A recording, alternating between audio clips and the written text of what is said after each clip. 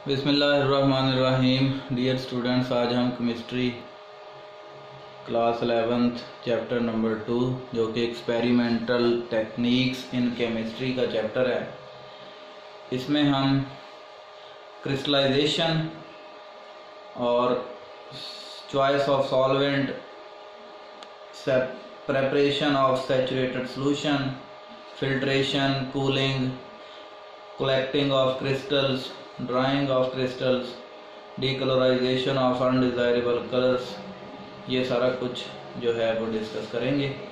तो पहले भी आप लोगों को बताया है कि इस चैप्टर में से ज़्यादातर शॉर्ट क्वेश्चंस ही आते हैं, लिहाजा ये जितने भी टॉपिक्स आपको नज़र आ रहे हैं इन सब को आपने शॉर्ट क्वेश्चंस के तौर पे तैयार करना है। क्रिस्टलाइजेशन क्या होती है? क्रिस्टलाइजेशन एक ऐसा प्रोसेस होता है जिसमें हम जो कोई भी हमारे पास हॉट सैचुरेटेड सॉल्यूशन होता है उसको कूल करते हैं। कूल करने के बाद जो हमने उसके अंदर सॉल्यूट ऐड किया होता है वो क्रिस्टल्स की फॉर्म में इकट्ठा होना शुरू हो जाता है। उसके बाद हम इस सॉल्यूशन को फ़िल्टर कर लेते हैं। जो क्रिस्टल्स होती हैं वो फ़िल्टर पेपर के ऊपर रह जाती हैं। तो ये जो सारा प्रोसेस है ये क्रिस्टलाइजेशन कहलाता है। जैसे आप इस फिगर में देखें कि हमारे पास एक बीकर है। इस बीकर में हमने कोई सॉल्वेंट जैसा कि पानी लिया हुआ है और हम पानी के अंदर कोई सॉल्यूट ऐड करेंगे जिससे पानी उस सॉल्यूट को अपने अंदर हल कर लेगा। फिर हम एक मखसूस दर्जा हरारत तक इस चीज़ को, इस सॉल्यूशन को हीट अप करेंगे। हीट अप करने से हमारा जो एक्स्ट्रा अमाउंट ऑफ सॉल्यूट है वो भी ऐड होना शुरू हो जाएगी। जब एक्स्ट्रा अमाउंट ऑफ सॉल्यूट इस सॉल्वेंट में ऐड होगी तो ये बन जाएगा एक हॉट सैचुरेटेड सॉल्यूशन। अब जैसे ही आपका ये हॉट सैचुरेटेड सॉल्यूशन तैयार हो, यानी इसमें मज़ीद जो भी आप सॉल्यूट ऐड कर रहे थे वो ऐड होना बंद हो जाए, तो उसके बाद आपने इसको थोड़ी देर के लिए, यानी देखना है कि इसमें कोई क्रिस्टल तो नहीं है, और फिर इसको थोड़ी देर के लिए हमने ठंडा होने के लिए रख देना है। जैसे ही ये ठंडा होना शुरू होगा इसमें क्रिस्टल्स जो हैं वो बनना शुरू हो जाएंगी। कुछ देर के बाद आप देखेंगे कि काफ़ी ग्रोथ हो जाएगी क्रिस्टल्स की। फिर हम इसको एक सेपरेटिंग फनल के ज़रिए, जिसमें हमने फ़िल्टर पेपर लगा रखा होगा, फ़िल्टर आउट करेंगे। तो जैसे ही हम इसको फ़िल्टर आउट करेंगे तो ये हमारे पास क्रिस्टल यहाँ पर रह जाएंगी और जो हमारा फिल्ट्रेट है वो नीचे चला जाएगा। ये जो क्रिस्टल्स हैं वो हम सारी की सारी किसी चैना डिश के अंदर निकाल सकते हैं या वॉच ग्लास के अंदर। तो इस तरह से ये जो सारा प्रोसेस है ये कहलाएगा क्रिस्टलाइजेशन। तो ये भी एक सेपरेटिंग टेक्निक है। तो crystallization is the removal of solid from solution by increasing its concentration above saturated point in such a manner that the excess solid separate out in the form of crystals. The preparation of a chemical compound usually affords a crude product, and there is a need to purify the crystallization from the suitable solvent. The basic principle of crystallization is the fact that the solute should be soluble in suitable solvent at high temperature। यानी basic principle इसका यही है कि हमारा जो salute होता है वो सॉल्वेंट के अंदर हाई टेम्परेचर पर काफ़ी ज़्यादा हल पजीर हो। The excess amount of solute is thrown out as crystals when it is cooled. The process of crystallization involves the following steps। तो इसमें सबसे पहले हम एवेपोरेशन करते हैं, फिर फिल्ट्रेशन होती है और उसके बाद क्रिस्टलाइजेशन हो जाती है। चॉइस ऑफ सॉल्वेंट, यानी जो सॉल्वेंट हमने लेना है उसमें क्या क्या खसूसियात होनी चाहिए। तो सॉल्वेंट को आमतौर पे हिट एंड ट्रायल बेसिस पे ही हम जो है वो चूज़ करते हैं। हिट एंड ट्रायल मेथड यही होता है कि जो आपको लगे कि इसमें हमारा जो सल्यूट है वो इजीली सॉल्युबल होगा तो वो सॉल्वेंट आप चूज़ कर लें। ज़्यादातर इसमें पानी होता है, या फिर आप कोई हल्की मिकदार में एसिड या बेस ले सकते हैं। लेकिन जो आइडियल सॉल्वेंट होता है उसमें कुछ खसूसियात होती हैं। पहली खसूसियत इसकी क्या है कि ये लार्ज अमाउंट ऑफ सब्सटेंस को अपने अंदर हल करने की सलाहियत रखता हो जब हम इसको बॉयल करें, और रूम टेम्परेचर के ऊपर ये थोड़ी मिकदार को ही हल करें। ये केमिकली रिएक्टिव ना हो, ये ना हो कि ये केमिकली रिएक्ट करना शुरू कर दे।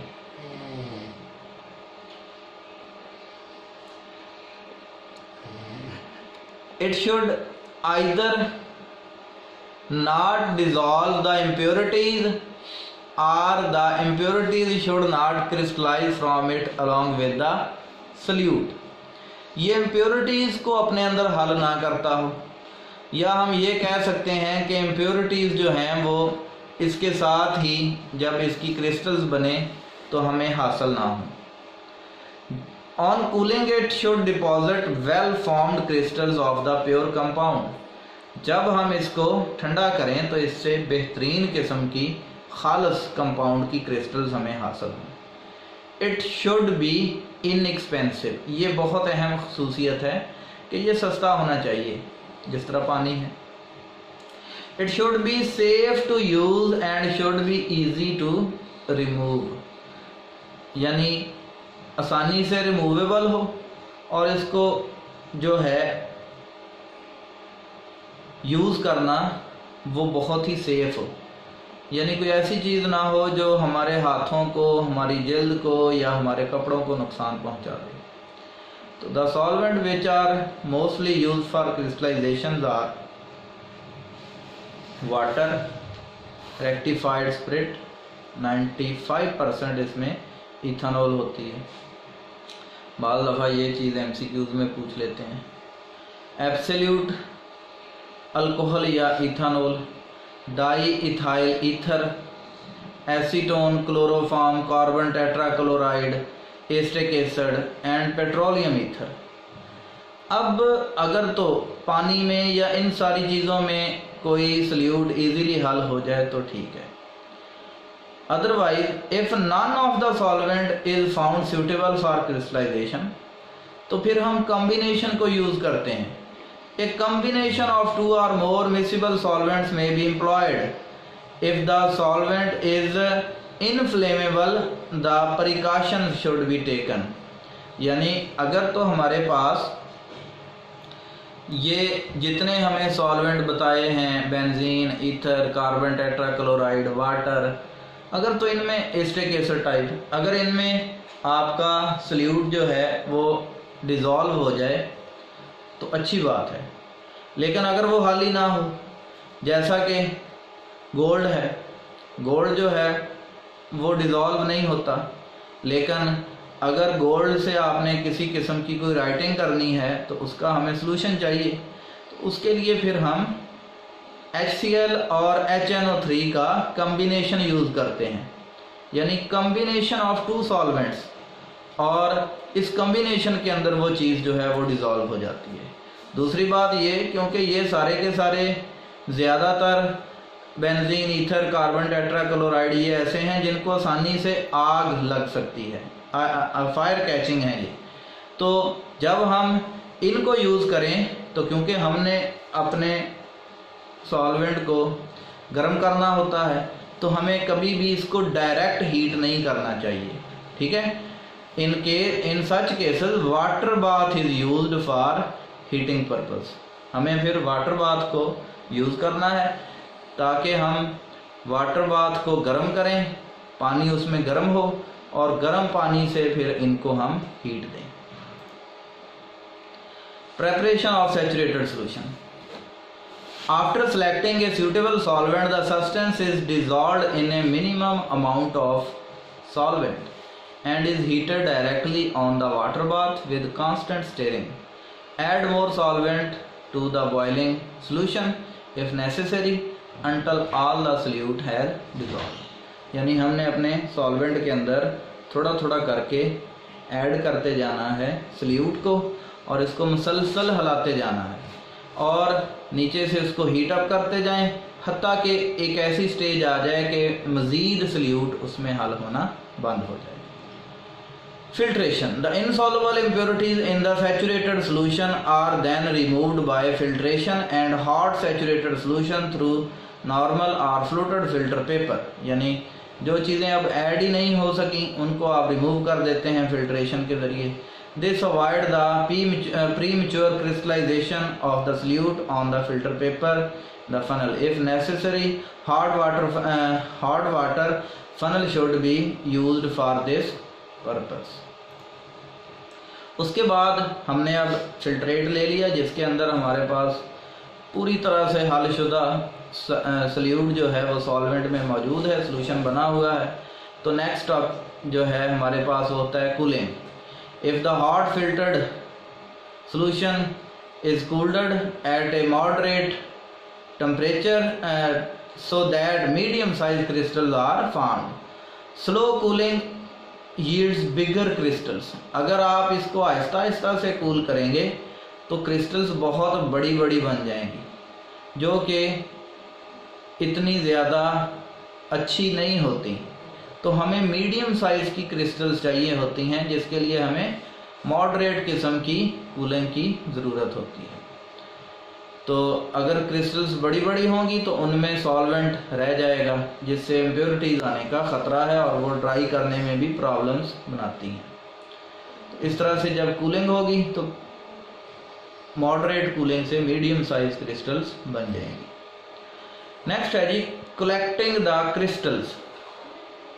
तो जब हमने क्रिस्टल्स को कलेक्ट करना है उसके लिए हम फिर क्या करते हैं कि वो जो हमारे पास यानी आ चुका है क्रिस्टल्स वाला इस तरह से हमारे पास बीकर जिसके नीचे क्रिस्टल्स बनी हुई हैं, हमने इसको फिल्टर करना है। ठीक है, जब फिल्टर कर लेंगे तो हमारे पास क्रिस्टल्स जो है वो आ जाएंगी, लेकिन कुछ क्रिस्टल्स लिक्विड के अंदर ही चली जाएंगी। अब हम क्या करते हैं कि इस लिक्विड को दोबारा से हीट अप करना शुरू कर देते हैं। अब जैसे ही हम इसको हीट अप करते हैं इसमें से बहुत ज़्यादा मिकदार में जो सॉल्वेंट होता है वो अवेपोरेट कर जाता है। अब जैसे ही वो सॉल्वेंट अवेपोरेट करता है तो पीछे बहुत कंसंट्रेटेड किस्म का सॉल्यूशन जो है वो रह जाता है। तो इसको हम फिर दोबारा से ठंडा करते हैं। ठंडा करने के बाद उसमें दोबारा से क्रिस्टल्स बनेंगी और उन क्रिस्टल्स को हम क्या कर लेंगे, दोबारा से फिल्टर आउट कर लेंगे। तो इस तरह से हम फिल्टर पेपर के ऊपर क्रिस्टल्स जो हैं वो कलेक्ट कर लेते हैं। क्रिस्टल्स हमने कलेक्ट कर ली। नेक्स्ट प्रोसेस होता है drying of the crystallised substances. तो क्रिस्टल्स को ड्राई किया जाता है। अब ड्राई करने के लिए आम अगर हम अपने लेबॉर्ट्री स्कूल की देखें तो हम धूप में रख देते हैं बाल दफ़ा। इससे ये होता है कि हवा से या तेज़ अगर उनके यानी हवा आए तो वैसे ही उड़ जाती हैं या इम्प्योरिटीज़ वगैरह उनके अंदर आ जाती हैं। तो इस तरीके से जो क्रिस्टल होती हैं वो क्रिस्टल्स जो हैं वो बहुत ज़्यादा मिकदार में हम उनको इम्प्योर फॉर्म में नहीं लेके आना चाहते, जिसकी वजह से हम क्या करते हैं कि उन क्रिस्टल्स को बाल दफ़ा एक ओवन के अंदर रख देते हैं। लेकिन ओवन के अंदर भी क्रिस्टल्स जो हैं वो पिघल जाती हैं क्योंकि दर्जा हरारत बहुत ज़्यादा होता है। तो सबसे जो सेफ़ और रिलायबल मेथड है क्रिस्टल्स को प्योर करने का वो होता है वैक्यूम डेजिकेटर। तो वैक्यूम डेजिकेटर जो है इसमें ड्राइंग एजेंट इस्तेमाल होते हैं। ड्राइंग एजेंट में कैल्शियम क्लोराइड, सिलिका जेल और फास्फोरस पेंटा ऑक्साइड इस्तेमाल होते हैं। ये क्या करते हैं कि ये नमी को खींच लेते हैं। जब नमी को खींचा जाता है तो उससे हमारी क्रिस्टल्स जो हैं वो ड्राई अप हो जाती हैं और वैक्यूम डेजिकेटर इसका सबसे सेफ मेथड है क्रिस्टल्स को ड्राई करने का। क्रिस्टल्स हमने ड्राई कर ली। नेक्स्ट ये है कि अगर क्रिस्टल्स हमारी फ़र्ज़ किया वाइट कलर की आनी थी लेकिन वो आ गई हैं येलो कलर की या उनमें कोई और कलर आ गया है, तो इसको कहते हैं कि इनके अंदर अनडिज़ायरेबल कलर जो है वो आ गया है। तो अगर किसी क्रिस्टल में अनडिज़ायरेबल कलर आ जाए तो उसको अनडिज़ायरेबल कलर से पाक करने का तरीका ये होता है कि आप एनिमल चारकोल लें। एनिमल चारकोल के अंदर वो क्रिस्टल्स और साथ में वही सॉल्वेंट जो है वो डाल दें और इनको अच्छी तरीके से दोबारा से हीट अप करें। एनिमल चारकोल के आप बड़े बड़े टुकड़े लें ताकि फिल्ट्रेशन में आसानी हो। ज़्यादा पाउडर फॉर्म में आप ना लें तो वो क्या करेगा कि इनके अंदर से अनडिज़ायरेबल कलर को सक कर लेगा। तो जब आप उनको हीट करने के बाद दोबारा से फ़िल्टर करेंगे तो एनिमल चारकोल जो है वो फ़िल्टर पेपर के ऊपर रह जाएगा क्योंकि सॉल्वेंट वही है, क्रिस्टल्स उसके अंदर हल हो के नीचे चली जाएंगी। फिर हम उसको ठंडा करेंगे, क्रिस्टल्स दोबारा से बन जाएंगी। क्रिस्टल्स जो हैं उनको फिर हम एक दफ़ा फिल्ट्रेशन के ज़रिए से कलेक्ट कर लेंगे और दोबारा वैक्यूम डेजिकेटर में रख के उनको हासिल कर लेंगे, ड्राई कर लेंगे। तो इस तरीके से अगर हमारी क्रिस्टल्स के अंदर अनडिज़ायरेबल कलर आ जाए तो अनडिज़ायरेबल कलर को रिमूव करने के लिए हम एनिमल चारकोल का इस्तेमाल करते हैं। Thank you.